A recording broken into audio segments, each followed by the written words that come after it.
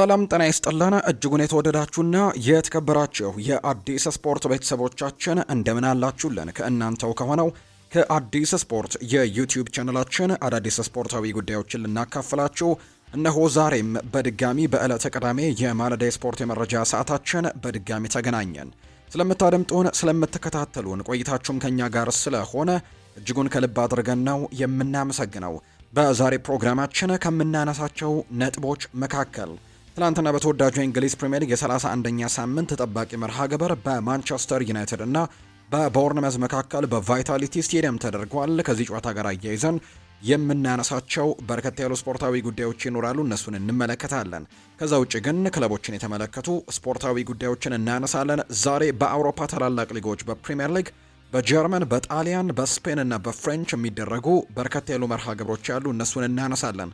ሀገራት ለቀጣይ ላለባቸው የማጣሪያ ጨዋታዎች የተለያዩ ተጫዋቾችን እየጠሩ ይገኛሉ። የፖርቱጋል ብሔራዊ ቡድን እንዲሁ ተጠባቂው የእንግሊዝ ብሔራዊ ቡድንም ትናንትና ጥሪ ያቀረቡላቸው ተጫዋቾች ያሉ፣ እነሱንም እንመለከታለን። የሀገር ውስጥንም መረጃን አካተናል። እስከ ፕሮግራማችን ፍጻሜ ከኛ ጋር ቆዩ። ፏድ ባህሩ የዛሬውን ፕሮግራም እየመራው ቆይታን አደርጋለሁ። ሀሳብ አስተያየቶቻችሁን ኮሜንት ቦክስ ላይ ስምና አድራሻችሁን እየጠቀሳችሁ ልታጋሩን ትችላላችሁ። ሁላችሁም ይህንን ቪዲዮ ላይክ እያደረጋችሁ እኛን እያበረታታችሁ እንድትጀምሩት ነው በአክብሮት የምንጋብዘው። ከመሸጋገሪያ በኋላ በድጋሚ እንገናኛለን። አብራችሁን ቆዩ።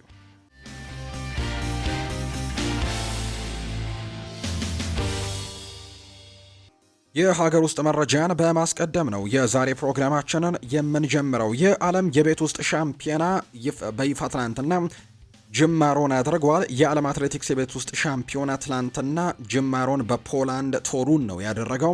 አምና እንግዲህ በነበረው ወይም ደግሞ ከዚህ በፊት በነበረው የዓለም የቤት ውስጥ ሻምፒዮና ኢትዮጵያ ጥሩ የሚባል ውጤትን አስመዝግባ እንደመጣችበት ይታወሳልና ዘንድሮም ያጥሩ ውጤት ይቀጥላል ተብሎ ይታሰባል። በውድድሩ ላይ 4 ኢትዮጵያውያን አትሌቶች ግን በገጠማቸው የቪዛ ጋር የተገናኘ ችግር ምክንያት አይካፈሉም። ለኢትዮጵያም ተጨማሪ ሜዳሊያዎችን ያመጣሉ ተብሎ የሚጠበቁ አትሌቶች ናቸው በቪዛ ምክንያት እንደማይካፈሉ መረጃዎች የወጡት። በውድድሩ ላይ ከማይከፈሉት አትሌቶች መካከል የ2024 የዓለም አትሌቲክስ የቤት ውስጥ ሻምፒዮና የዛሬ 2 ዓመት ሲደረግ አሸናፊ የነበረችው አትሌት ጽጌ ድጉማ በዚህኛው ውድድር ላይ አትካፈልም በቪዛ ምክንያት። በተጨማሪም አትሌት ሳሮን በርሄ፣ አትሌት ሀረገወይን እና አትሌት ሞሲሳ ስዩም በውድድሩ ላይ በቪዛ ምክንያት የማይሳተፉ ሌሎች አትሌቶቻችን ናቸው። ሀገራችን ኢትዮጵያ በውድድሩ በ6 አትሌቶች ነው በአጠቃላይ የምትወክለው። የኢትዮጵያ አትሌቲክስ ፌዴሬሽንም ይፋ ባደረገው መረጃ መሰረት አትሌት ብርቄ ሀየሎ፣ አትሌት ፍሬወይኒ ኃይሉ፣ አትሌት ንግስት ጌታቸው፣ አትሌት አለሽኝ ባውቄ፣ አትሌት ጌትነት ዋልና አትሌት አዲሱ በርሄ ኢትዮጵያን ወክለው እንደሚሳተፉ ነው መረጃዎች የወጡት። ትላንትና ንግስት ጌታቸው ያደረገችው የ800 ሜትር ማጣሪያ ውድድርንም በአንደኝነት አጠናቃ ግማሽ ፍጻሜውን መቀላቀሏን ያረጋገጠች አትሌት መሆኗ ነው የተረጋገጠው። ወደ ውጭ ሀገር ስፖርታዊ መረጃዎቻችን በቀጥታ እንውሰዳችሁ። ትላንትና በተወዳጁ የእንግሊዝ ፕሪሚየር ሊግ ጨምሮ በፍሬንች፣ ጀርመን፣ ጣሊያን እና ስፔን የተደረጉ ተጠባቂ የሚባሉ ጨዋታዎች ያሉ፣ የእነሱን የጨዋታ ውጤቶች ነው በማንሳት የምናስቀድመው። ትላንትና ቦርንመዝ እና ማንቸስተር ዩናይትድ በቫይታሊቲ ስቴዲየም የ31ኛ ሳምንት መርሃ ግብራቸውን አድርገዋል። በተለይ 31ኛው ሳምንት ከኢንተርናሽናል ብሬኩ በፊት የሚደረግ የመጨረሻ ሳምንት መርሃ ግብሮች እንደሆኑ ይታወቃል። ከዚህ ጨዋታ በኋላ ወይም ከ31ኛው ሳምንት በኋላ የተወሰኑ ረፍቶችን ያደርጋሉ። ረፍት እንኳን ባይሆንም የሀገራት ጨዋታዎችን የምናስተናግድበት ጊዜ እንደሆነ ነው የሚታወቀውና ከነዚህ ከረፍት በኋላ የሚመለሱ ጨዋታዎች ይሆናሉ። በ31ኛው ሳምንት ግን ትላንትና የመጀመሪያውን ጅማሩ አድርጓል። የመጀመሪያው ጨዋታ ነው ትላንትና ምሽት የተደረገው። ማንቸስተር ዩናይትድ ያደረገው መርሃ ግብር እንደሆነም ይታወቃል። ከቦርንመዝ ጋር ነው ትላንትናው ጨዋታ የተደረገው። ለማንቸስተር ዩናይትድ እጅግ በጣም ጠቃሚ የሚባል መርሃ ግብር እንደሆነ ቀደም ብለንም ስንገልጽላችሁ ነበር። ምክንያቱም አሁን ላይ በቶፕ 4 ፉክክር ውስጥ ነው የሚገኙት ማንቸስተር ዩናይትዶች። እርግጥ ነው 3ኛ ደረጃ ላይ ነው የተቀመጡት። ነገር ግን ከሌሎቹ ቡድኖች ጋር 4ኛ ደረጃ ላይ ከተቀመጠው አስተን ቪላ፣ 5ኛ ደረጃ ከተቀመጠው ሊቨርፑል እና 6ኛ ደረጃ ላይ ከተቀመጠው ቼልሲ ጋር ትልቅ ፉክክሮችን ያደርጋሉ ተብሎ ይታሰባል። እርግጥ ነው በዚህ የውድድር ዓመት በሚቀጥለው የውድድር ዓመት በአውሮፓ ቻምፒየንስ ሊግ እንግሊዝ ከፕሪሚየር ሊግ አምስት ክለቦችን የማሳተፍ እድሏ በጣም ሰፋ ያለ እንደሆነ እየተገለጸ ነው። ከዚህ በኋላ በአውሮፓ ውድድሮች ላይ የሚካፈሉ ቡድኖቻቸው ለምሳሌ ያክል በቻምፒየንስ ሊግ አርሰናል እና ሊቨርፑል ይገኛሉ። በዩሮፓ ሊግ እንዲሁ አስተን ቪላ እንዳለበት ጭምር ይታወቃል። እንዲሁ ደግሞ ኖቲንግሃም ፎረስትም ውድድሩ ላይ እንዳለ ይታወቃልና በእነዚህ ውድድሮች ላይ የተካፈሉ የሚገኙ የእንግሊዝ ቡድኖች ቢያንስ አንዱ ጨዋታ ላይ አቻ መውጣት የሚችሉ ከሆነ እንግሊዝ በቀጣይ የውድድር ዓመት 5 ክለቦችን የማሳተፍ ትልቅ እድል እንዳላት የሚያሳዩ መረጃዎች እየወጡ ነውና ቶፕ 5 ውስጥ ገብቶ ማጠናቀቅ ምናልባት የአውሮፓ ቻምፒየንስ ሊግን ቦታ ይዞ ለማጠናቀቅ ይረዳ ይሆናል ተብሎ ይታሰባል። ማንቸስተር ዩናይትድ ግን ምናልባት ከዚህ በኋላ በዚሁ ከቶፕ 4 ፉክክሩ ላይ ካሉበት ከሊቨርፑልና ከቼልሲ ጋር እርስ በርስም ጨዋታዎችን ስለሚያደርግ የትናንትናውን አይነት ጨዋታዎች ከቦርንመዝ ጋር ያደረጉትን ጨዋታ ማሸነፍ ይጠበቅባቸዋል የሚሉ አይነት ሀሳቦች በርካቶች ሲያነሱ ነበር። ነገር ግን ሳይሳካ ቀርቷል። በርከት ያሉ ውዝግቦች በነበረው ጨዋታ ማንቸስተር ዩናይትድ እና ቦርንመዝ ጨዋታቸውን 2-2 በሆናቸው ውጤት አጠናቀው ነው መውጣት የቻሉት። ቫይታሊቲ ስቴዲየም ላይ የተደረገ መርሃ ግብር ነው። በተለይ ቦርንመዞች የአንዶኒ ኢራኦላ ቡድን ለማንቸስተር ዩናይትድ ባለፉት ጥቂት ጊዜያት በጣም አስቸጋሪ እንደሆነ በውጤት ረገድ በተደጋጋሚ ስንመለከቱ የነበረ ቡድን ነው። ለምሳሌ ያክል ማንቸስተር ዩናይትድ አሁን በጣም ጥሩ ጊዜ ላይ የነበረበት አጋጣሚ እንደነበር እናስታውሳለን። በተለይ ማይክል ካሪኪን ቡድን ከተረከበው በኋላ በጣም ጥሩ መሻሻሎችን አሳይቶ ነበር። በፕሪሚየር ሊጉ በኒውካስል ዩናይትድ ብቻ ነው ሽንፈት የገጠመው። ከዛ ውጪ ከዌስትሃም ዩናይትድ ጋር አቻ ከተለያየበት ጨዋታ ውጪ ያሉትን ሁሉንም መርሃ ግብሮች በድል አጠናቆ እንደነበር እናስታውሳለን እና የትላንትናውን የቦርንመዝ ጨዋታንም የማሸነፍ ትልቅ ቅድመ ግምትን አግኝቶ ነበር። ምንም እንኳን ጨዋታው በቫይታሊቲ ስቴዲየም ቢሆንም የአንዶኒ ኢራኦላ ቡድን ግን ቀደም ብዬ እንደገለጽኩላችሁ ለማንቸስተር ዩናይትድ ባለፉት ጥቂት ጊዜያት በጣም አስቸጋሪ የሚባል ቡድን እየሆነ ይገኛል። ለምሳሌ ያክል የትላንትናውን ጨዋታ ጨምሮ ያለፉትን 6 መርሃ ግብሮች የእነዚህን ሁለት ቡድኖች እርስ በርስ ግንኙነት ከተመለከተን ማንቸስተር ዩናይትድ ያሸነፈው አንድም ጨዋታ የለም። በዚህ የውድድር ዓመት በመጀመሪያው ዙር 4-4 በሆናቸው ውጤት ማጠናቀቃቸውን እናስታውሳለን በኦልድ ትራፎርድ የተደረገውን ጨዋታ። ከዛ ውጪ ግን በትላንትናው ጨዋታ 2-2 በሆነ ውጤት ነው የተለያዩት። ከዛ በፊት በተደረገ የፕሪሚየር ሊግ ጨዋታዎች 1-1 ተለያይተዋል። ከዛ በፊት በነበረው 3-0 ነው ቦርንመዝ ያሸነፈው። እንዲሁ 2-2 የወጡበትም ጨዋታ ነበር። ከዛ በፊት በተደረገ ጨዋታ ደግሞ ቦርንመዝ 3-0 ያሸነፈበት መርሃ ግብሮች ያሉና ካለፉት 6 ጨዋታዎች 2ቱን ቦርንመዝ ሲያሸንፍ 4ቱን በአቻ ውጤት ነው ያጠናቀቁትና ምን ያክል የአንዶኒ ኢራኦላ ቡድን ለማንቸስተር ዩናይትድ አስቸጋሪ እንደሆነ ትላንትና የሚያሳየበት አጋጣሚን የተመለከተው። ማንቸስተር ዩናይትድ ትላንትና ነጥብ ጥሎ ነው የወጣው። ዩናይትዶች ከቦርንመዝ ጋር ያደረጉትን ጨዋታ 2-2 በሆናቸው ውጤት ሲያጠናቀቁ ብሩኖ ፈርናንዴስ ትላንትና በፍጹም ቅጣት ምት ኳስና መረብን ማገናኘት ችሏል ለማንቸስተር ዩናይትድ። እንዲሁ ደግሞ ሂል በራሱ መረብ ላይ ኳስና መረብን ያገናኘ ተጫዋች ነው የቦርንመዙ ተጫዋች ለማንቸስተር ዩናይትድ። ለቦርንመዝ ያቻነቱን ግቦች ሪያን ክሪስቲና ጁኒየር ክሩፒ ናቸው ከመረብ ጋር ማሳረፍ የቻሉት። በጨዋታው የማንቸስተር ዩናይትድ ተከላካይ የነበረው ሃሪ ማጓየር እንዲሁ ቀይ ካርድ የተመለከተበትን አጋጣሚ ጭምር ተመልክተናል። ማንቸስተር ዩናይትድ በአጠቃላይ 55 ነጥቦችን ሰብስቧል። 54 ነጥብ ነበረው ትናንትና 1 ነጥብ ማግኘቱን ተከትሎ ነጥቡን 55 ማድረስ ችሏል። ምናልባት የትናንትናውን ጨዋታ አሸንፎ ቢሆን ኖሮ ሌሎቹ ተቀናቃኝ ቡድኖች ላይ የበለጡ ጫናዎችን መጨመር የሚችልበት፣ ሌሎቹ እስኪጫወቱ ደግሞ በሰፊ የነጥብ ልዩነትን መምራት የሚችልበት፣ ለምሳሌ ትናንት 3 ነጥብ አሳክቶ ቢሆን ኖሮ ነጥቡን 57 ነበር የሚያደርሰውና አራተኛ ደረጃ ከተቀመጠው አስተን ቪላ እንኳን የ6 ነጥብ ልዩነቶች ይኖሩት ነበር ወይም መራቅ ይችል ነበር።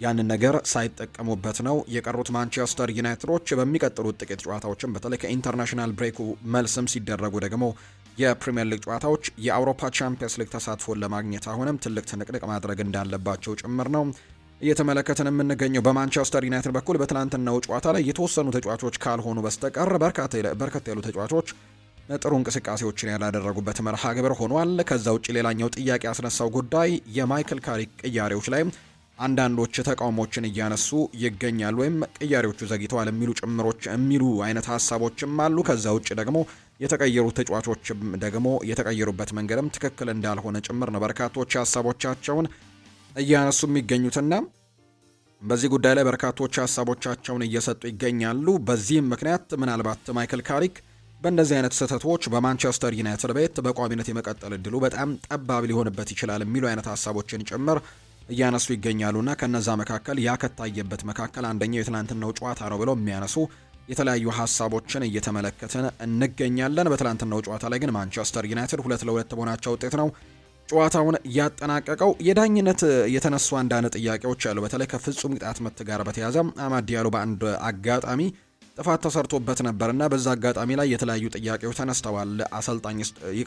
ዳኛው ስቱዋርት አትዌል ላይ ፍጹም ቅጣት ምት ተከልክለናል ብሏል። ብሩኖ ለምሳሌ በትናንትናው ጨዋታ ላይ የማንቸስተር ዩናይትድ አምበል ብሩኖ አማድ ዲያሎ ላይ የተሰራበት ጥፋት ፍጹም ቅጣት ምት የግድ መሆን ነበረበት፣ ያ ነገር ተከልክለናል ሲልም ጭምር ነው የተናገረው። ብሩኖ እንደሚናገረው ከሆነ እሱ ቀደም ብሎ ጎል አስቆጥሮ ነበር በፍጹም ቅጣት ምትና በአንድ ጨዋታ ለአንድ ቡድን 2 ፍጹም ቅጣት ምት መስጠት ከባድ እንደሆነ አውቃለሁ፣ ነገር ግን ለአንዱ ተሰጥቶ በአንዱ መከልከል ምን ይሉታል ሲልም ነው ብሩኖ የተናገረው። ቫር ጣልቃ ለመግባቱ ግራ እንዳጋባው ነው የገለጸው ብሩኖ።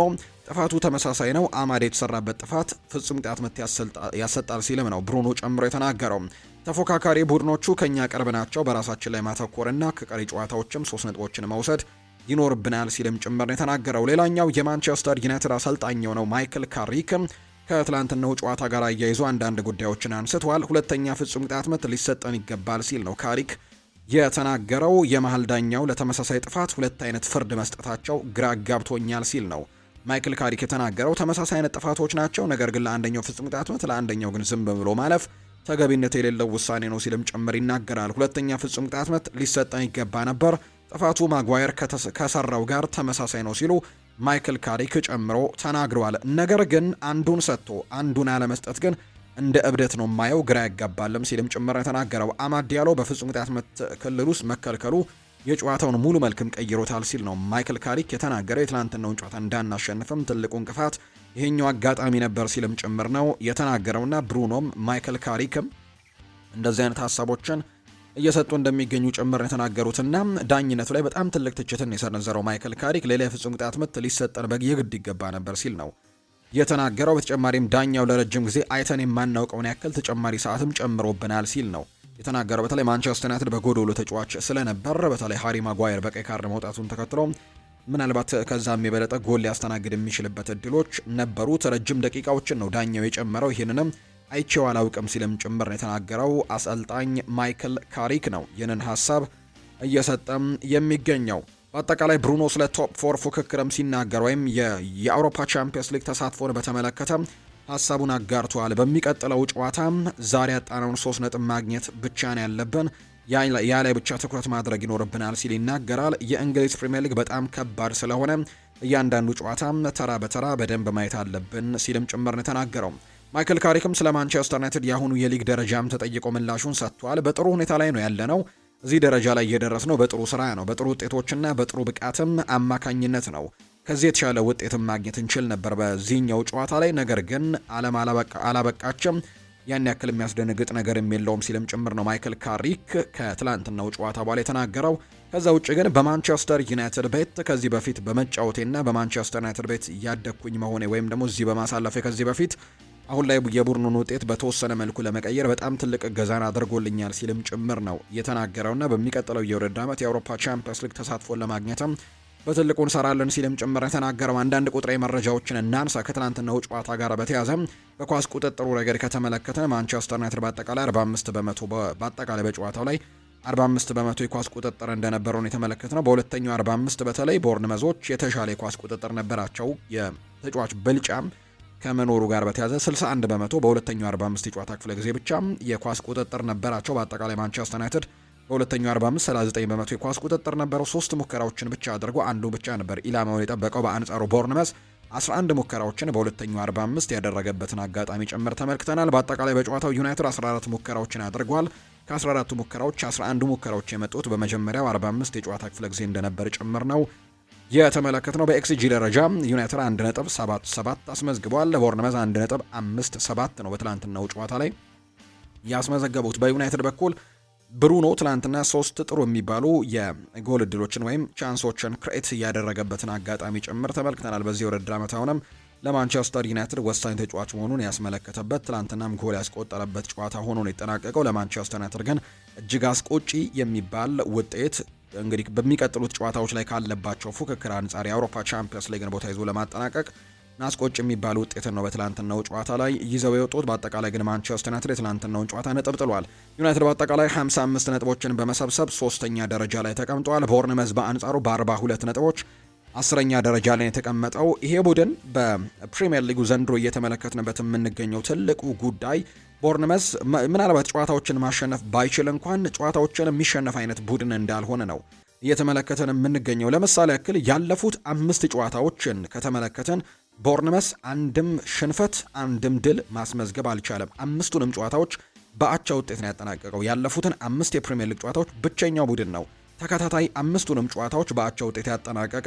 ቦርንመዝ በ42 ነጥቦች 10ኛ ደረጃ ላይ የተቀመጠ ቡድን ነው። ዛሬም በተወዳጁ የእንግሊዝ ፕሪሚየር ሊግ የ31ኛ ሳምንት ጨዋታዎች ቀጥለው ይደረጋሉ። ቀን 9 ሰዓት ከ30 ሲል የመጀመሪያው ጨዋታ ይደረጋል። ብራይተን ኤንድ ሆቭ አልቢየን እና ሊቨርፑል የሚያደርጉት ጨዋታ እጅግ በትልቅ ጉጉት የሚጠበቅ ጨዋታ ነው። በኋላ ላይ ከሊቨርፑል ጋር ስናነሳም ሰፋ ያሉ ጉዳዮችን ከዚህ ጨዋታ ጋር አያይዘን እናነሳለን። ምክንያቱም ሙሐመድ ሳላህም በጉዳት ምክንያት በዚህኛው ጨዋታ ላይ እንደማይኖር ተረጋግጧል። ከሱ ውጭ ግን ረጅም ጊዜ ጉዳት ላይ የሚገኙት ጂኦቫኒ ሊዮን፣ አሌክዛንደር ኢሳክ፣ ዋተሮ ኤንዶ፣ ኮነር ብራድሌ እና ስቴቨን ባጄቲች በዛሬው ጨዋታ ላይ አይኖሩም። የጆ ጎሜዝ ጉዳይም የተረጋገጠ እንዳልሆነ የተመለከትነው 31876 ደጋፊዎችን በሚይዘው አሜክስ ስቴዲየም የሚደረገው ጨዋታ ዛሬ ይጠበቃል። ዳረን ኢንግላንድ ይህንን ጨዋታ በመሃል ዳኝነት ይመሩታል ተብሏል። ያለፉትን የእነዚህ ሁለት ቡድኖች 3 የእርስ በርስ ግንኙነት ከተመለከተን ሊቨርፑሎች የበላይነት አላቸው። ካለፉት 3 ጨዋታዎች ሁለቱን በድል ያጠናቀቁት ሊቨርፑሎች ናቸው። አንዱን ጨዋታ ብራይተን ማሸነፍ ችሏል። በዚህ ውድድር ዓመት በፕሪሚየር ሊጉ በተደረገ ጨዋታ ሊቨርፑል በሜዳው አንፊልድ 2-0 በሆነ ውጤት አሸንፎ እንደነበር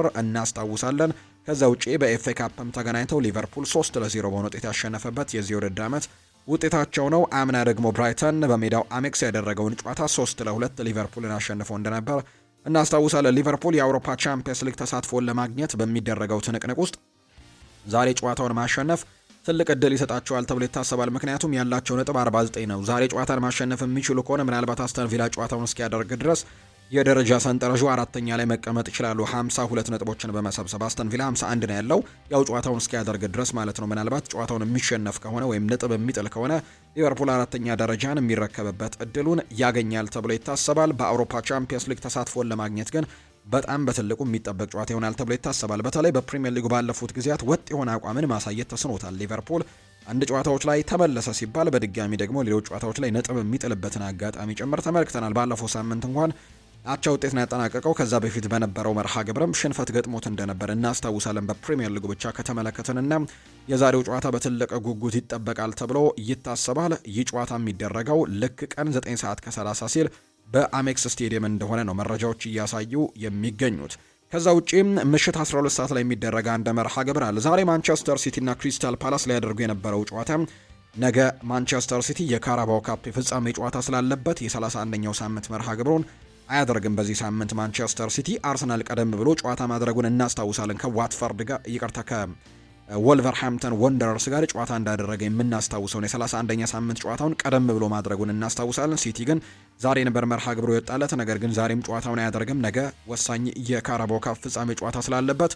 ሌላኛው ምሽት 12 ሰዓት ላይ የሚደረገው ፉልሃም በሜዳው ክራቨን ኮቴጅ በወራጅ ቀጠናው ግርጌ ውስጥ የሚገኘው በርንሌን የሚገጥምበት ጨዋታ ይጠበቃል። ፉልሃሞች ምናልባት የአውሮፓ ተሳትፎችን ካገኙ ኮንፈረንስ ሊግን ጨምሮ ማለት ነው የእነሱን ቦታዎች ማግኘት የሚችሉ ከሆነ ሙከራዎችን የሚያደርጉበት ጊዜ ላይ እንዳሉ ይታወቃል። 41 ነጥብ ነው ያላቸው። የዛሬውን ጨዋታ ማሸነፍ የሚችሉ ከሆነ ነጥባቸውን 44 አደርሰው 8ኛ ደረጃ ላይ መቀመጥ የሚችሉበት እድል ከመኖሩ ጋር በተያዘ ለበርንሌ ደግሞ ምናልባት ከወራጅ ቀጠናው ላይ ለመትረፍ ምናልባት ጭላንጭል ተስፋ ካላቸው የዛሬውን ጨዋታ የግድ ማሸነፍ እንደሚጠበቅባቸው ነው በርካቶች የሚያነሱትና ዛሬ ምሽት 12 ሰዓት የሚደረገው ጨዋታ በትልቅ ጉጉት ይጠበቃል። ሌላኛው ምሽት 2 ሰዓት ከ30 ሲል የሚደረገው ኤቨርተን በጎዲሰን ፓርክ ወይም በአዲሱ ስቴዲየማቸው ሂልዴንኪንሰን ስቴዲየም ከቼልሲ ጋር የሚያደርጉት ጨዋታ ዛሬ ከሚጠበቁ መርሃ ግብሮች መካከል አንደኛው ነው። ኤቨርተን የዳቪድ ሞይስ ቡድን በጣም ጥሩ የሚባል የውድድር ዓመትን በተለይ ከዚህ በፊት በምናውቀው ጊዜ የወራጅ ቀጠና ላይ የሚገኝ አይነት በተለይ አምናና ካቻምና በጣም ተቸግሮ የነበረበት ጊዜ እንደነበር እናስታውሳለን። ዘንድሮ ግን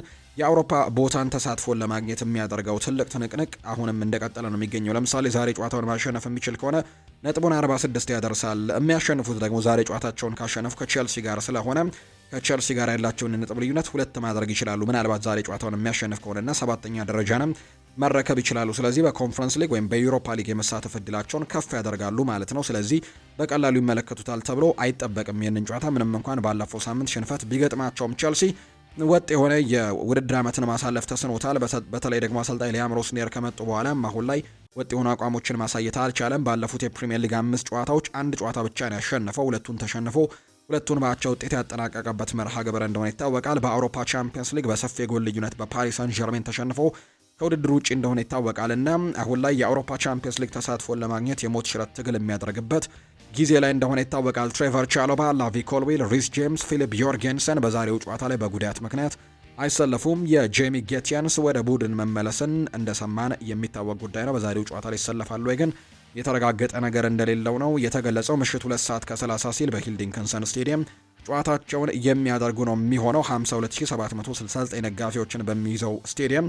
ባሮት ደግሞ ይህንን ጨዋታ በመሃል ዳኝነት ይመሩታል ተብሏል። የሁለቱ ቡድኖች የእርስ በርስ ግንኙነትን ያለፉትን 3 ጨዋታዎች ከተመለከትን ቼልሲ የበላይነት አለው። ከ3ቱ ጨዋታዎች 2ቱን አሸንፎ አንዱን አቻ ነው የወጣው። በፕሪሚየር ሊግ በዚህ ውድድር ዓመት በመጀመሪያው ዙር በስታንፈርድ ብሪጅ ባደረጉት ጨዋታ ቼልሲ 2-0 አሸንፎ ነበር። አምና ደግሞ የተደረጉትን ጨዋታዎች ቼልሲ አንደኛውን 1-0 ሌላኛውን ጨዋታ ደግሞ 0-0 በሆናቸው ውጤት ያጠናቀቁበት መርሃ ግብር ነበር። የዛሬው ጨዋታ በትልቅ ጉጉት ይጠበቃል። ለቼልሲም ለኤቨርተንም በጣም ወሳኝ የሚባል መርሃ ግብር እንደሆነ ነው የወጣላቸው መርሃ ግብር የሚያሳየው። የዛሬው ደግሞ ሌላኛው የመጨረሻው ጨዋታ የሚሆነው ምሽት 5 ሰዓት ሲል ሊድስ ዩናይትድ በሜዳው ኤላንድ ሮድ ከብሬንትፈርድ ጋር የሚያደርጉት ጨዋታም ዛሬ በፕሪሚየር ሊግ የሚጠበቁ ሌሎቹ መርሃ ግብሮች እንደሆኑ ነው የወጣላቸው መርሃ ግብር የሚያሳየው።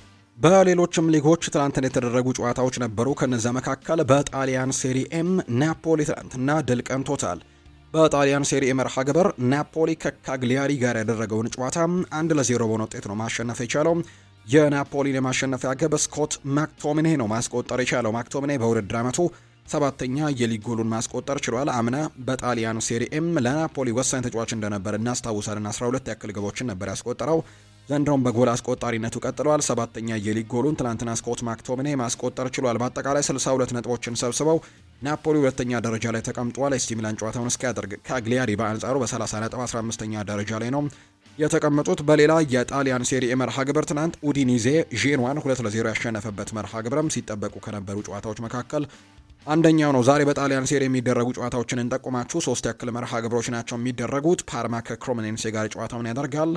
ኤሲ ሚላን እና ቶሪኖ ምሽት 2 ሰዓት ላይ ሲል በሳንሴሮ ጁሴፔ ማይትሳ የሚያደርጉት ጨዋታ ይጠበቃል። ዩቬንቱስ ምሽት 4 ሰዓት ከ45 ሲል እንዲሁ ጨዋታውን የሚያደርግበት በአሊያንዝ ስቴዲየም ዛሬ የሚያደርገው ጨዋታ ከሳሶሎ ጋር የሚጠበቅ ነው። ምሽት 4 ሰዓት ከ45 ላይ የሚደረግ ይሆናል። በፍሬንች ሊግ ዋንም ትላንትና ጨዋታ ተደርጓል። ሌንስ እና አንጀርስ ነበር መርሃ ግብራቸውን ያደረጉት። ሌንስ 5-1 በሆነ ውጤት ነው የትላንትናውን ጨዋታ ማሸነፍ የቻለው። ዛሬ ደግሞ ቱሉስ ከሎሪዮ፣ ኦንዤ ከብሬሽት እና ኒስ ከፓሪስ ሰን ዠርመን የሚያደርጓቸው ጨዋታዎች በፍሬንች ሊግ ዋን የሚጠበቁ ናቸው። በስፓኒሽ ላሊጋ ትላንትና ቪያሪያል በሜዳው ኢስታዲዮ ዴላ ሴራሚካ ከሪያል ሶሴዳድ ጋር ያደረገውን ጨዋታ 3-1 አሸንፈዋል። ዛሬ ደግሞ በስፓኒሽ ላሊጋ ኤልቼ ከማዮርካ፣ ኤስፓኞል ከሄታፌ፣ ሌቫንቴ ከሪያል ኦቪዬዶ፣ ኦሳሱና ከዢሮና፣ ሴቪያ ደግሞ ከቫሌንሲያ ጋር በሮማን ሳንቼስ ፒዥዋን የሚያደርጉት ጨዋታ የሚጠበቅ ነው የሚሆነው። በጀርመን ቡንደስሊጋም ትላንትና የተደረገው ጨዋታ አለ። በጀርመን ትላንት አረቢ ላይፕዚግ በሜዳው ሬድ ቡል አሬና ከሆፋይኒያም ጋር ነበር መርሃ ግብሩን ያደረገው። 5-0 በሆነ ውጤትም ማሸነፍ ችሏል።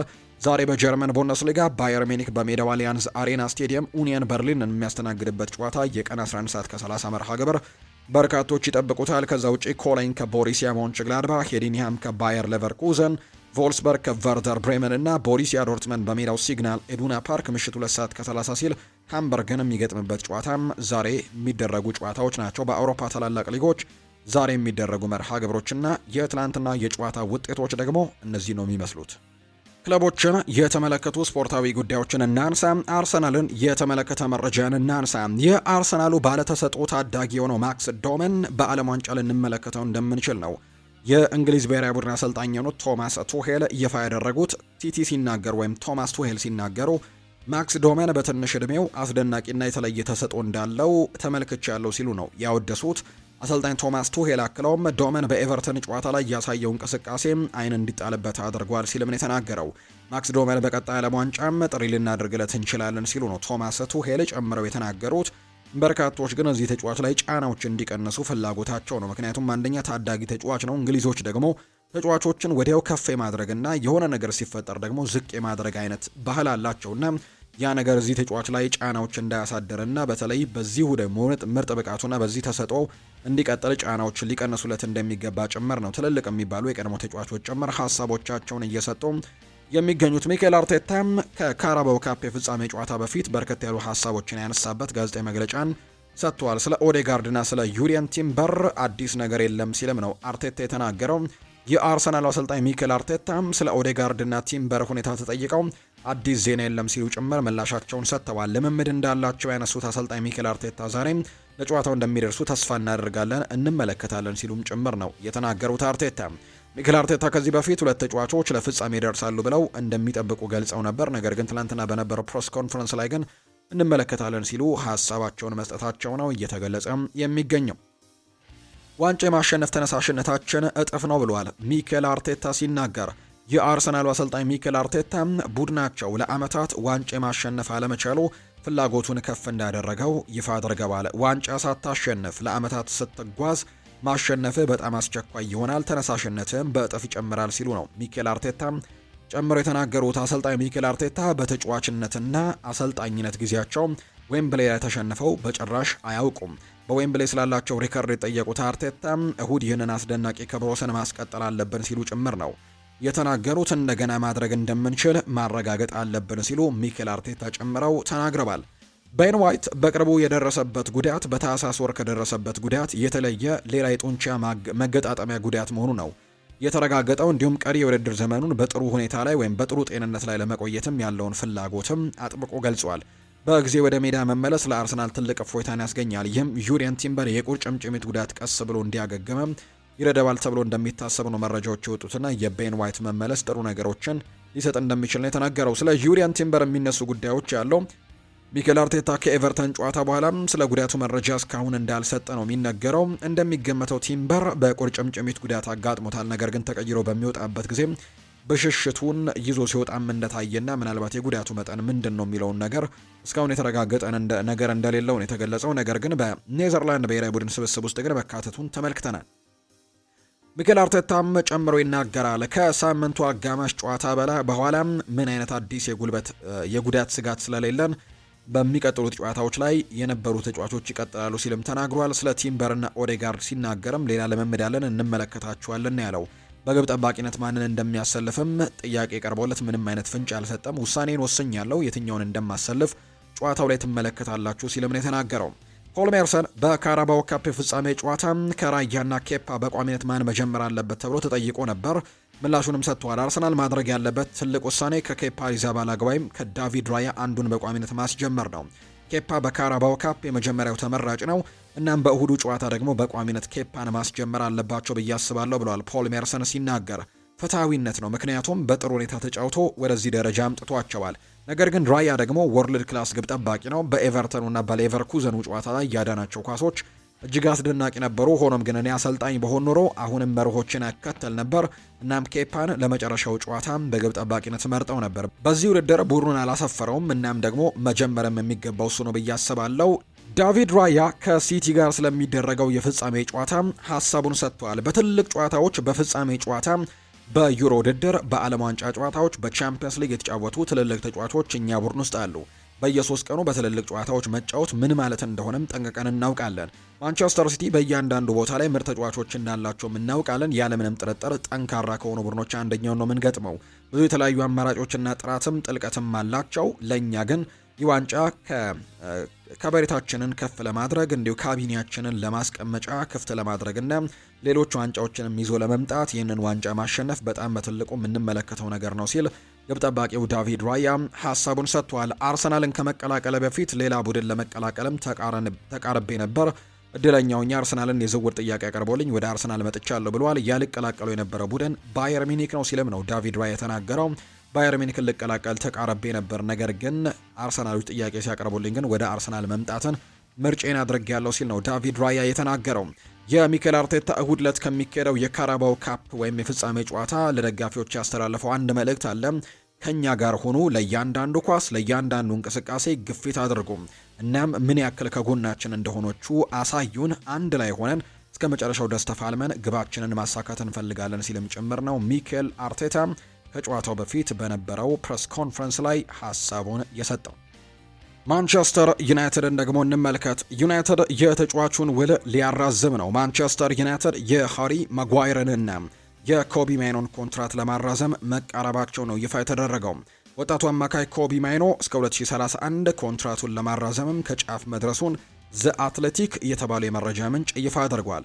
ሃሪ ማጓየር በበኩሉ በአንድ የተጨማሪ ዓመትም የመቆየት አማራጭን ያካተተም የአንድ ዓመት ኮንትራት እንደሚያራዝም ነው እየተገለጸ የሚገኘው።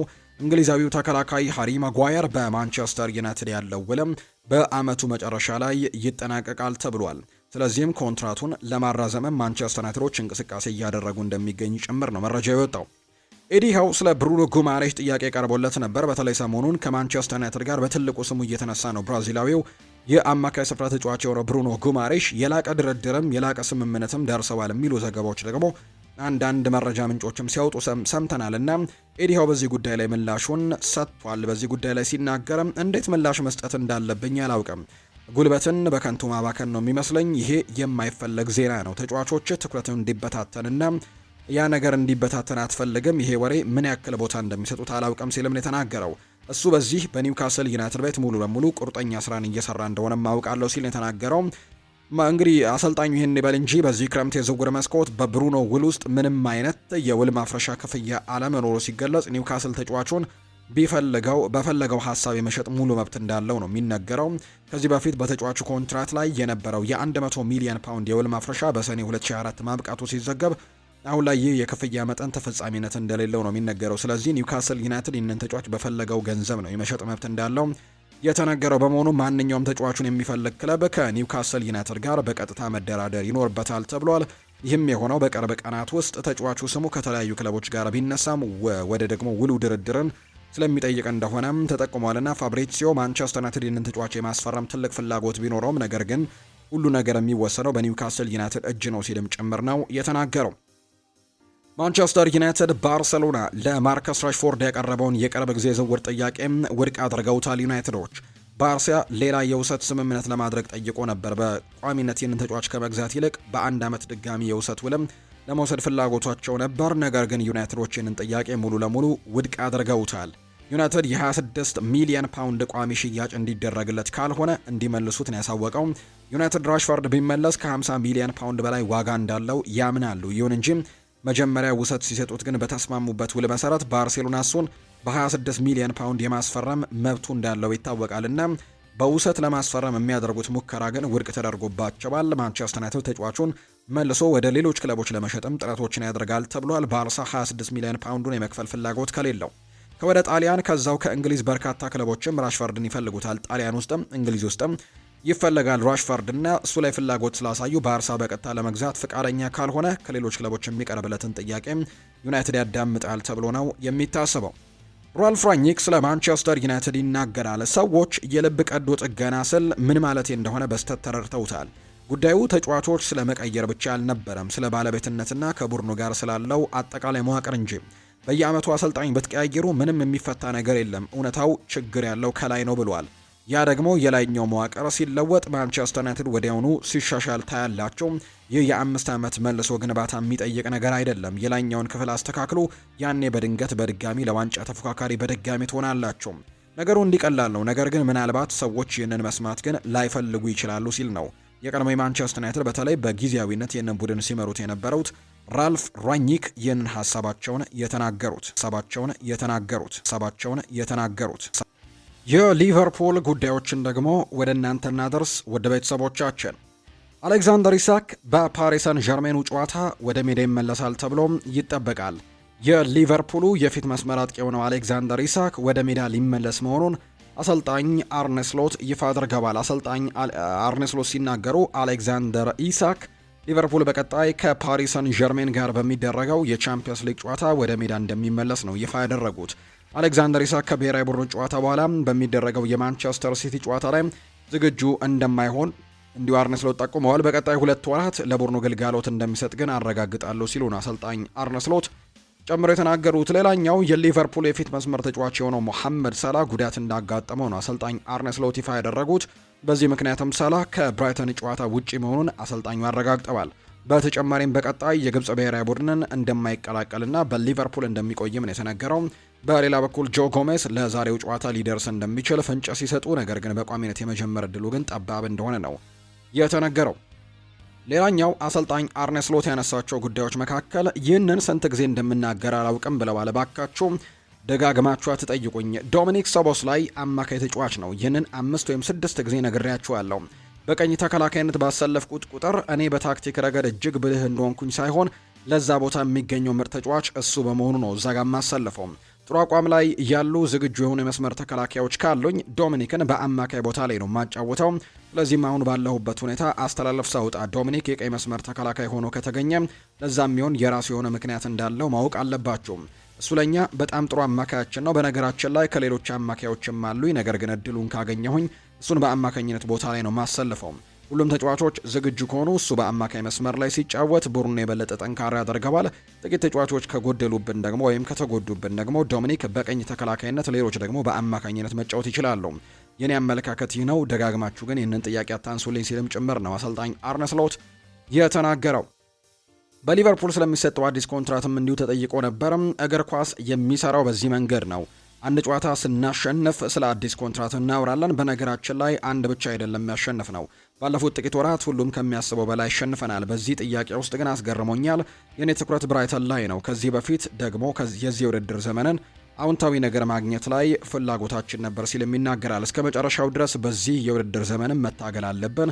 ትኩረቴም ሙሉ በሙሉ በዛ ላይ ነው ሲልም ጭምር ይናገራል። እዚህ ደግሞ ስለ ኮንትራቶች አናወራም ብሏል አሰልጣኙ ሲናገር። ስለ ጆ ጎሜዝ ሲናገሩ በዛሬው ጨዋታ ላይ ሊገኝ ይችላል፣ ነገር ግን በቋሚነት ግን አይጀምርም ብለውታል። ስለ ብራይተን ሲናገሩ የጨዋታ ዘይቤያቸው እንግዲህ ጠብ ይፈጥራሉ። መናገር ያለብኝ ይህንኑ ነው። ምናልባት ሞመንተሙን ለመክታት የሞከረ ነገር ግን ኳሱን ለመጫንና ለማውጣት የፈለገ የጋላታሳራይ ቡድን ጋር ገጥመን ነበር። ከኛ ጋር ለመፋለም ፈልገው ነበር። 150 ጊዜ ተናግሬዋለሁ። ጨዋታው አዝናኝ ካልሆነ በፍጹም ስለኛ አይሆንም። መፋለም የሚፈልግ ለእያንዳንዱ ቡድን ተጋድሎና ጥሩ ጨዋታን አሳይተናቸዋል ሲልም የተናገረው። ሊቨርፑል ስራ የበዛበት ጊዜ ይኖረዋል ብሏል ፋብሪዚዮ ሮማኖ ሲናገር። ቢያንስ አንድ የክንፍ ተጫዋች እንደሚጨምረው በእርግጠኝነት መናገር ይቻላል። ምናልባትም 2 ሊሆን ይችላል። በገበያው ያለውን እድል እንመለከታለን። ነገር ግን ሊቨርፑል በዚህ ክረምት የዝውውር መስኮት በክንፍ ተጫዋች ቦታ ላይ በጣም ስራ የሚበዛበት ጊዜ ሊሆን እንደሚችል ግን አስባለሁ ሲል ነው ፋብሪዚዮ ሮማኖ የተናገረው። ፍሎሪያን ቨርትስም ስለ ጄራርድ ይናገራል። እሱ የሊቨርፑል ምርጥ ሌጀንድ ነው። ብዙ ጊዜም የእርሱን ጨዋታ ብዙ ጊዜ ተመልክቻለሁ። እሱ በጣም ጥሩ ተጫዋች ነበር። እስካሁን እሱን የማግኘት እድል አልገጠመኝም፣ ነገር ግን በእርግጠኝነት በቅርቡ አገኘዋለሁ። እሱ የሊቨርፑል ሌጀንድ ነው ሲልም ጭምር ነው ፍሎሪያን ቨርትስ ስለ ስቲቨን ጄራርድ እየተናገረው። ሉዊስ ኤንሪኬ በቻምፒየንስ ሊግ ፓሪስ ሰን ዠርሜንና ሊቨርፑል ላይ ስለሚደረገው ጨዋታ ሀሳቡን ሰጥቷል። በዚህ የውድድር ዘመን ሚናዎቹ ተገላቢጦች ናቸው ብለዋል። ፓሪስ ሰን ዠርሜን ተፈጥሯዊ ግምት የሚሰጠው ቡድን ነው ብለዋል። እነዚህ ባሉ ጨዋታዎች ውስጥም ግምት የሚሰጠው ቡድን የለም። እነዚህ ሁለት ቡድኖች እንደዚህ አይነት ጨዋታዎችን እንዴት መጫወት እንደሚችሉ የሚያውቁ ቡድኖች ናቸው። ባለፈው የውድድር ዘመን ሊቨርፑል በአውሮፓ ውስጥ ምርጡ ቡድን እንደነበር አስታውሳለሁ። አስደናቂ ደረጃም ነበራቸው። የሩብ ፍጻሜ ጨዋታ በጣም ጥሩ ይሆናል ሲሉ ነው አሰልጣኝ ሉዊስ ኤንሪኬ ከሊቨርፑል ጋር ስለሚያደርጉት ጨዋታ ሀሳባቸውን የተናገሩት። ማንቸስተር ሲቲን የተመለከቱ መረጃዎችን እናንሳ። ዓለም እየፈረሰች ነው ብለዋል ፔፕ ጓርዲዮላ። የማንቸስተር ሲቲ አሰልጣኝ ፔፕ ጓርዲዮላ ሲናገሩ ዓለማችን በአሳሳቢ ሁኔታ ላይ ነች ሲሉ ነው አስተያየታቸውን የሰጡት። አሰልጣኝ ፔፕ ጓርዲዮላ ትላንትና በእግር ኳሳዊ ጉዳዮች ላይ ጥያቄ ቀርቦላቸው ነበር። በእግር ኳስ ስለሚታዩ በብልህነት የሚደረገው ጥሩ ያልሆኑ አጨዋወቶች ነበር ጥያቄዎች የቀረቡላቸው፣ ወይም ስለ አጨዋወት ዘይቤዎች ጥያቄ ቀርቦላቸው ነበር። ፔፕ ጓርዲዮላ ሲናገሩ ግን በምላሻቸው ይሄን ተውትና ስንት የሚያሳስብ ነገር አለ ሲሉ ምላሻቸውን ይሰጣሉ። በዓለማችን ላይ ትልቅ ሁከት ተከስቷል። ማንም ምንም አያደርግም። ሁሉም በሚስጥር ነው የሚደረገው ሲልም ነው የተናገረው። አክለውም እኛ እዚህ ላይ ዓለም እየፈረሰች ነው፣ እኛ ስለ ጨዋታ ማበላሸት እያወራን እንገኛለን። ከዚህ የበለጠ በጣም አስፈላጊ የሆኑ ነገሮች ያሉ ሲልም ጭምር ነው ከጨዋታ ሲስተም ጋር በተያዘ ጥያቄ ቀርቦለት ምላሹን የሰጠው አሰልጣኝ ፔፕ ጓርዲዮላ። የማንቸስተር ሲቲው አሰልጣኝ ፔፕ ይቀጥሉና የእሁዱ ተጋጣሚያቸው አርሰናል የተለየ ቡድን ሲሉ አሞካሽተውታል። ደረጃችን ምን ላይ እንደሆነም ለማየት ትልቅ ፈተና ነው የእሁዱ ጨዋታ ሲል ይናገራል ፔፕ።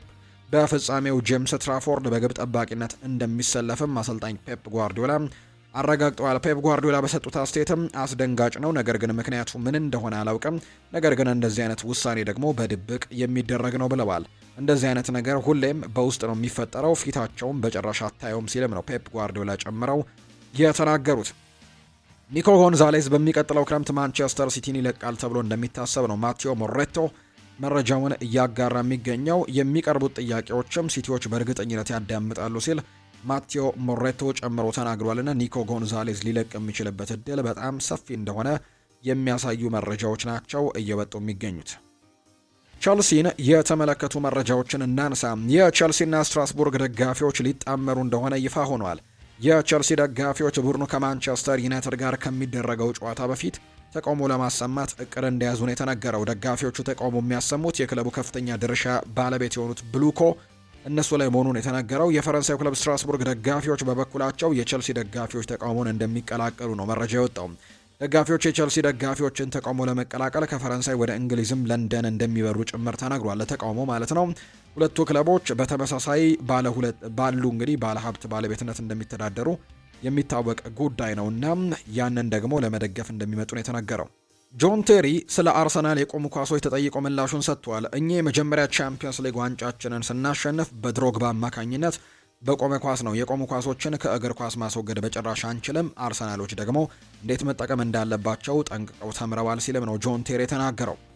አልናስሮች ኤንዞ ፈርናንዴዝን ማስፈረም እንደሚፈልጉ ተነግሯል። ሰሞኑን በተለይ ከኤንዞ ፈርናንዴዝ ጋር በተያያዘ የተለያዩ ሀሳቦች እየተሰጡ እንዳለም የሚታወቅ ጉዳይ ነው። ይህንን ተጫዋች ለማስፈረም በጣም በርከት ያሉ ክለቦች በዝውውር ገበያው ላይ እንደሚንቀሳቀሱ ይነገራል። ማድሪድ እና ፓሪስ ሰን ዠርሜንን ጨምሮ አሁን ላይ ደግሞ ለዚህ ዝውውርም አልናስሮች የሳዑዲ አረቢያው ክለብ ትልቅ ገንዘቦችን እንደመደቡ ተነግሯል። ለዝውውሩ አልናስሮች 150 ሚሊዮን ዩሮ አካባቢ ለመክፈል ዝግጁ ናቸው ተብሏል። ነገር ግን ተጫዋቹ ወደ ሳዑዲ በዚህ ጊዜ የመሄድ እድሉ ጠባብ እንደሆነ የሚያሳዩ መረጃዎች ናቸው የበጡት።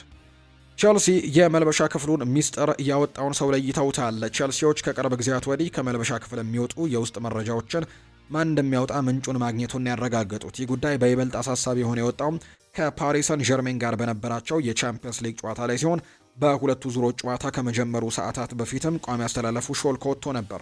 ይህ ሁኔታ በክለብ ውስጥም ስጋትን የፈጠረ ሲሆን በፈረንሳይ የወጡ ዘገባዎች እንደሚያሳዩት ከሆነ ደግሞ በመልሱ ጨዋታ ላይ ዌስሊ ፎፋና እንደማይኖር ሳይቀር ቀድመው አጋልጠው ነበር።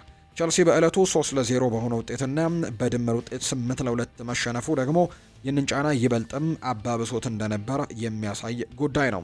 በዚህ ምክንያት ሰማያዎቹ የውስጥ ምርመራዎችን ጀምሮ የነበረ ሲሆን አሁን ላይ አሰልጣኝ ሊያም ሮስኒየር ችግሩን መፍታታቸውን አረጋግጠዋል። ከኤቨርተን ጋር ከሚደረገው የፕሪሚየር ሊግ ጨዋታ በፊት በሰጠው ጋዜጣዊ መግለጫ ላይ ክለቡ መረጃውን ሲያወጣ የነበረውን ግለሰብ ማንነት ማወቁን አሳውቀዋል። ሆኖም አሰልጣኙ የጉዳዩን አሳሳቢነት በማርገብም እንዲህ ሲሉን የተናገሩት ማን እንደነበር አውቀናል። በእኔም ሆነ ደግሞ በቡድኑ ላይ መጥፎ ዓላማ ኖሮት የተደረገ አይደለም። ሁኔታው እልባት አግኝቷል ሲሉ ጭምር ነው አሰልጣኝ ሊያም ሮስኒየር የተናገረው። ሪያል ማድሪድን የተመለከተ መረጃን እናንሳ። ታዋቂው የስፔን ቴሌቪዥን ጣቢያ ኤል ቺሪንጊቶ አንድ መረጃን ይፋ አድርጓል። እንደ መረጃው ከሆነ ኤድዋርዶ ካማቪንጋ በዚህ የክረምት የዝውውር መስኮት ከሪያል ማድሪድ ሊለቅ እንደሚችል ነው ይፋ ያደረገው።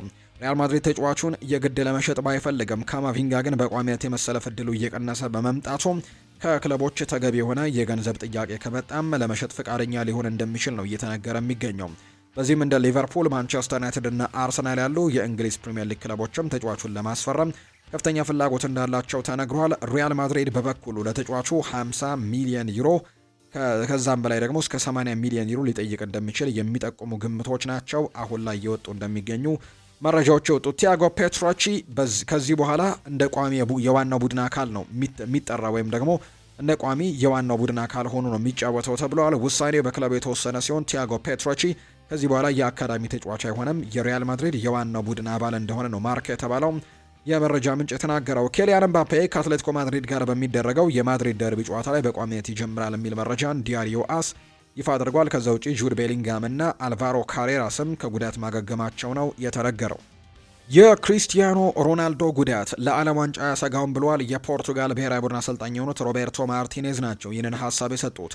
የፖርቱጋል ብሔራዊ ቡድን አሰልጣኝ የሆኑት ሮቤርቶ ማርቲኔዝ ሮናልዶ ጉዳቱ በዓለም ዋንጫ ላይ ለመሳተፍ እንደማያሰጋው ነው የተናገሩት። የሮናልዶ የዓለም ዋንጫ ተሳትፎ በአደጋ ውስጥ አይደለም ያሉት አሰልጣኙም ጉዳቱ አነስተኛ የጡንቻ ጉዳት ነው፣ እሱ ደግሞ በአሁኑ በጥሩ ቁመና ላይ ነው ሲሉ ጭምር ተናግረዋል። ክሪስቲያኖ ሮናልዶ በቀጣይ 2 ሳምንታት ውስጥ ወደ ሜዳ እንደሚመለስ በእርግጠኝነት ነው ሮቤርቶ ማርቲኔዝ የተናገሩት። ሮናልዶ በጉዳት ግን ፖርቱጋል በቀጣይ የምታደርጋቸው የወዳጅነት ጨዋታዎች ላይ አይሳተፍም። አንዳንድ የመረጃ ምንጮች እንደሚያጋሩት ከሆነ ግን ሮናልዶ ባጋጠመው ጉዳት በዚህ የውድድር ዓመት ወደ ሜዳ ይመለሳል ተብሎ አይጠበቅም የሚሉ መረጃዎችንም እያወጡ ይገኛሉ። በተለይ ከዓለም ዋንጫው ጋር በተያያዘ ነው።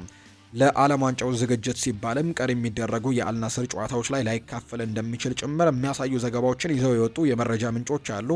ምንም እንኳን ተአማኒነታቸው አጠራጣሪ ቢሆንም መጀመሪያ ላይ እስከ 4 ሳምንታት ድረስ ከሜዳ ይርቃል የተባለ ቢሆንም አሁን ላይ ግን የአልናስርና የፖርቱጋል የሕክምና ቡድን በጋራ ባወጡት መረጃ መሰረት ግን ሮናልዶ ለተጨማሪ 1 እና 2 ወራት ከሜዳ ሊርቅ እንደሚችል የሚያሳዩ መረጃዎች አሉ። ለዚህም ሲባል ደግሞ ለዓለም ዋንጫው ዝግጅት ሲባል ቀጣይ የሚያደርጋቸው ጨዋታዎች በአልናስር ቤት ላይካፈል እንደሚችል የሚያሳዩ መረጃዎች ናቸው የወጡት። የፖርቱጋል ብሔራዊ ቡድን ግን በቀጣይ ለሚያደርጋቸው 2 የወዳጅነት ጨዋታዎች ተጫዋቾችን ጠርቷል። በግብ ጠባቂነት ዲየጎ ኮስታ፣ ሆሴሳ እና ሩይስ ሲልቫ ጥሪ የቀረበላቸው ተጫዋቾች ናቸው። በተከላካይ ስፍራ ላይ ማታያስ ኑኔስ፣ ዲየጎ ዳሎ፣ ዣኦ ካንሴሎ፣ ኑኖ ሜንዴሽ፣ ጎንካሎ ኢናሲዮ እንዲሁ ሬናቶ ቪየጋ፣ አንቶኒዮ ሲልቫ እና ቶማስ አሮሆ ጥያቄ የቀረበላቸው ወይም ጥሪ የቀረበላቸው ተጫዋቾች ናቸው። ከማንቸስተር ሲቲ ሩበን ዲያስም በርናርዶ ሲልቫም ጥሪ እንዳልቀረበላቸው ነው መረጃዎች የወጡት። በአማካይ ስፍራ ላይ ሩበን ኔቬስ፣ ሳሙ ኮስታ፣ ማቲያስ ፈርናንዴስ፣ ዣኦ ኔቬስ፣ ቪታኒሃ እና ብሩኖ ፈርናንዴስ ተመርጠዋል። በአጥቂ ስፍራ ላይ ሮጄሪዮ ሞራ፣ ሪካርዶ ሆርታ፣ ፔድሮ ጎንካልቭስ፣ ዣኦ ፌሊክስ፣ ፍራንቼስኮ ትሪንካኦ፣ ፍራንቼስኮ ኮንሴሳኦ፣ ፔድሮ ኔቶ፣ ራፋኤል ሊያው፣ ጎንካሎ ጉዴሽ እና ጎንካሎ ራሞስ ጥያቄ የቀረበላቸው ተጫዋቾች እንደሆኑ ነው መረጃዎች የወጡት። በዚሁ የእንግሊዝ ብሔራዊ ቡድን እንመልከት። አሰልጣኝ ቶማስ ቱሄል እንግሊዝ በቀጣይ ለምታደርጋቸው የወዳጅነት ጨዋታዎች ለተጫዋቾች ጥሪ ያቀርበዋል። አሌክዛንደር አርኖልድ እና ሉክ ሾው ለብሔራዊ ቡድን ስብስብም ጥሪ ሳይቀርብላቸው የቀሩ ተጫዋቾች ናቸው። አሰልጣኝ ቶማስ ቱሄል ለብራይተኑ ግብ ጠባቂ ጄሰን ስቲል ጥሪ ያቀርበውለታል። ለእንግሊዝ ተጫውቶ የማያውቀው ግብ ጠባቂ ባለፉት 2 የውድድር ዓመታት ደግሞ 2 ጨዋታዎችን ነው ማድረግ የቻለውና ጥሪ መቅረቡ በጣም በርካቶችን ያስገርሟል። የሊድስ ዩናይትድ የፊት መስመር አጥቂ የሆነው ዶሚኒክ ካልቨር ልዊንም ለእንግሊዝ ብሔራዊ ቡድን ጥሪ ቀርቦለታል። ካልቨር ልዊን በዚህ ዓመት ለሊድስ ባደረጋቸው 27 የሊግ ጨዋታዎችም 10 ጎሎችን ማስቆጠር ችሏል። የ29 ዓመቱ ዶሚኒክ ካልቨር ልዊን ከ5 ዓመታት በኋላ ነው ለመጀመሪያ ጊዜ በእንግሊዝ ብሔራዊ ቡድን ጥሪ የቀረበለት። ዶሚኒክ ካልቨር ልዊን ከዚህ በፊት ሴት ልጄ አባቷ ለእንግሊዝ ሲጫወት ብትመለከተው ደስ ይለኝ ነበር ሲልም ነው ሀሳቡን ሰጥቶ እንደነበር የሚታወሰው። በሌላ በኩል የኤቨርተኑ አማካይ ጄምስ ጋርነርም ለመጀመሪያ ጊዜ ለዋናው ብሔራዊ ቡድን ጥሪ ቀርቦለታል። ጄምስ ጋርነር በሁሉም የእንግሊዝ ብሔራዊ ቡድን የዕድሜ እርከኖችም ተሳልፈው መጫወት እንደቻለን የተመለከት ነው። በግብ ጠባቂነት ዲን ሄንደርሰን፣ ጆርዳን ፒክፎርድ፣ አሮን ራምስዴል፣ ጄሰን ስቲል እና ጄምስ ትራፎርድ ጥሪ ቀርቦላቸዋል። 5 የግብ ጠባቂ ቦታ ተጫዋቾች። በተከላካይ ስፍራ ላይ ዳን በርን፣ ማርክ ጉሂ፣ ሉዊስ ሆል፣ ኤዝሪል ኮንሳ፣ ቲኖ ሊቨርማንቶ፣ ሃሪ ማጓየር፣ ኒኮ ኦሬሊ እንዲሁ ዣሬል ኳንሳ፣ ጀድ ስፔንስ፣ ጆን ስቶንስ እና ፊካዮ ቶሞሪ ጥያቄ ወይም ጥሪ የቀረበላቸው ተጫዋቾች ናቸው። በአማካይ ስፍራ ላይ ኤሊዮት አንደርሰን፣ ጁድ ቤሊንጋም፣ ጄምስ ጋርነር፣ ጆርዳን ሄንደርሰን፣ ኮቢ ማይኖ፣ ኮል ፓልመር፣ ዴክላን ራይስ፣ ሞርጋን ሮጀርስ እና አደም ዋርተን ጥሪ ቀርቦላቸዋል። ጃሮድ ቦውን፣ ዶሚኒክ ካልቨር ልዊን፣ ኤቤሪቼ ኢዜ፣ ፊል ፎደን፣ አንቶኒ ጎርደን፣ ሃሪ ኬን እንዲሁ ኖኒ ማንድዋይኬ፣ ማርከስ ራሽፎርድ፣ ሳካ እና ሶላንኬ ደግሞ ሌሎቹ በአጥቂ መስመር ላይ ጥሪ የቀረበላቸው ተጫዋቾች እንደሆኑ ነው መረጃዎች እየወጡ የሚገኙት። የተወደዳችሁና የተከበራችሁ ቤተሰቦቻችን ለዛሬ ያዝንላችሁ አዳዲስ ስፖርታዊ ጉዳዮቻችን እነዚህን ነው የሚመስሉት።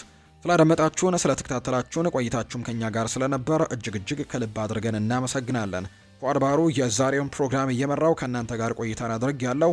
በቀጣይ ፕሮግራሞቻችን ሌሎች ስፖርታዊ ጉዳዮችን፣ ሌሎች አዳዲስ መረጃዎችን አካተን በድጋሚ ተመልሰን የምንገናኝ ይሆናል። ስላደመጣችሁኝ፣ ስለተከታተላችሁኝ ቆይታችሁም ከኛ ጋር ስለነበር እጅግ ከልብ አድርገን ነው የምናመሰግነው። ፉአድ ባህሩ የዛሬውን ፕሮግራም እየመራው ከእናንተ ጋር ቆየሁኝ። በቀጣይ ፕሮግራሞቻችን ሌሎች ስፖርታዊ ጉዳዮችን አካተን፣ ሌሎች አዳዲስ መረጃዎችን አካተን በድጋሚ ተመልሰን የምንገናኝ ይሆናል። አብራችሁኝ እንድትሆኑ በአክብሮት ጋበዝኩኝ። መልካም ጊዜ እንዲሆንላችሁ ነው በአክብሮት የምመኘው።